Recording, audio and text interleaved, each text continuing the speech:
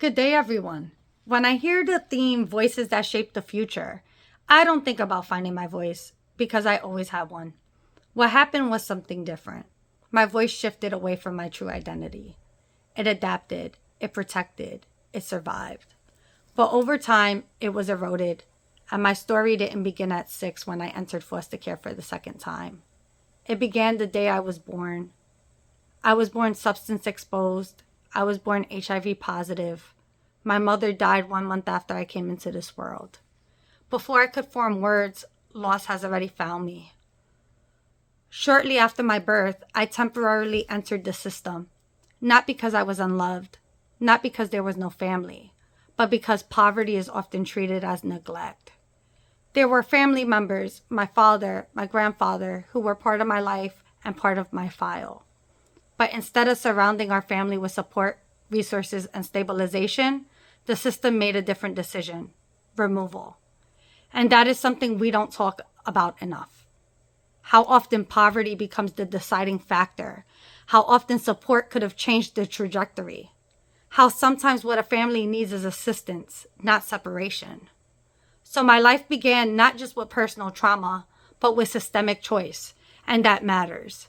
Because when we talk about voices shaping the future, we must talk about the systems that shape children before they ever have a chance to speak.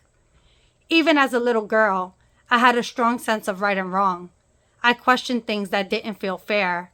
I spoke up when something felt off.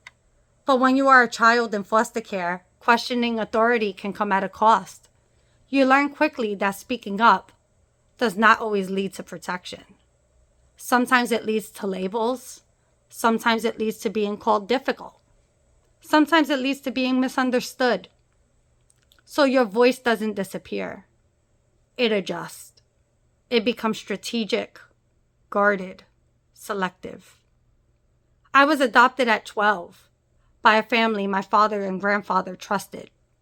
They were neighbors that moved just to take me in.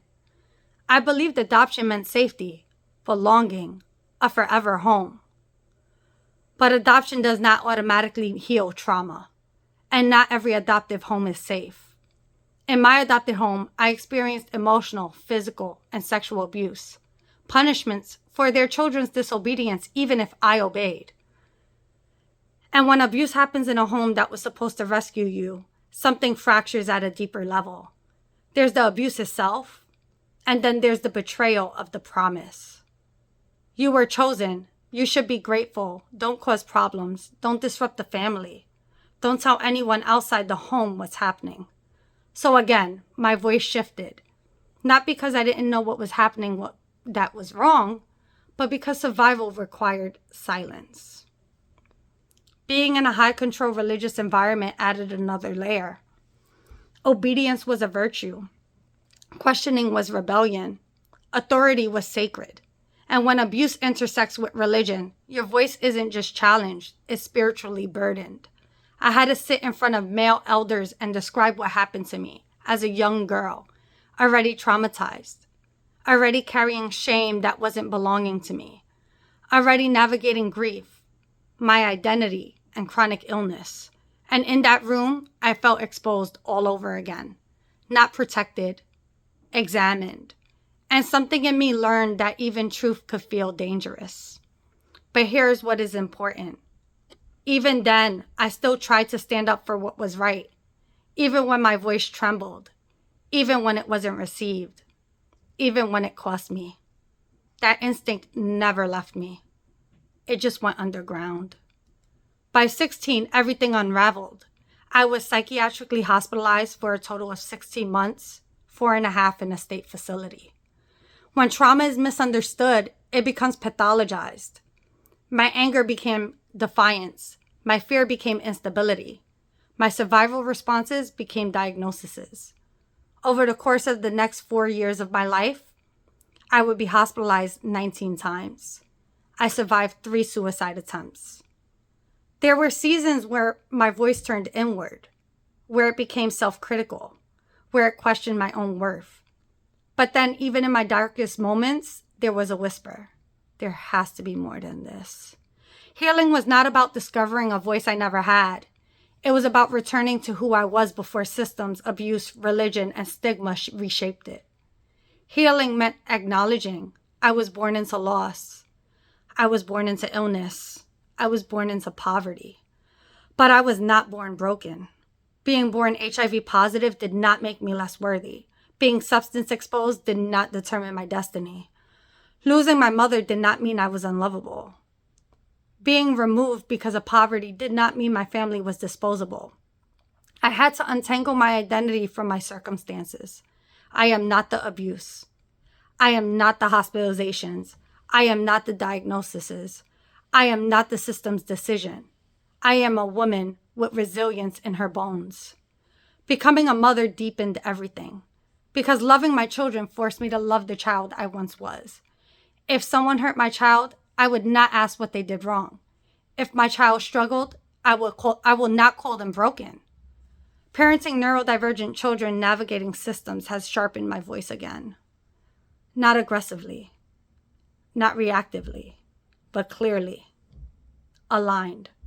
I advocate fiercely, not because I'm combative, but because I understand what happens when voices are dismissed. My children will grow up knowing their differences are not defects, their diagnoses are not identities, and their truth is not inconvenient. And in teaching them that, I continue healing myself. There came a moment when I realized something. Everything I survived gave me insight. I know what it feels like to be reduced to a chart, to be labeled, to be misunderstood, to be separated from family instead of supported. So I chose to use that insight. I became a youth advocate and then a certified peer specialist. I work with adolescents experiencing first episode psychosis, young people standing at the edge of narratives that could define their lives. I support families navigating systems that often feel overwhelming and clinical. One of my greatest gifts is translation. I translate clinical language into human language. I translate fear into understanding. I translate systems into something families can navigate. I founded Triumph Over Struggles Advocacy and Consulting because lived experience is expertise, not inspiration, not tokenism, expertise. My work is not about proving I overcame. It's about ensuring fewer children are removed when support would suffice. Ensuring fewer young people are pathologized for trauma. Ensuring fewer families feel powerless in rooms full of professionals. Rising for me was not about becoming someone new. It was returning to the girl who always knew when something wasn't right. The girl who questioned, the girl who believed in fairness, the girl whose voice adapted but never disappeared. I always had a voice. It shifted. It was pressure. It was pressured. It was eroded. But it was never destroyed. Today, that voice is aligned with my true identity. Grounded, compassionate, strategic, unapologetic. I was born into loss, born into illness, born into poverty. But I was also born with strength. Women rising are not always discovering power. Sometimes we are reclaiming power that people and systems try to redefine. My voice shapes the future because it carries truth. And when we tell the full truth about poverty, about abuse, about religion, about mental health, about survival, we don't just heal ourselves. We challenge the systems that shape us. And we make it possible for the next generation of girls born into circumstances they did not choose to grow up knowing their voice was never the problem. It was always the power. And if there is one thing I want to leave with you tonight, it is this. Triumph is not the absence of struggle.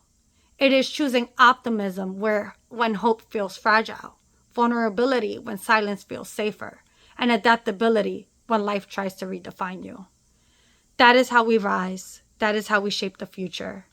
Thank you.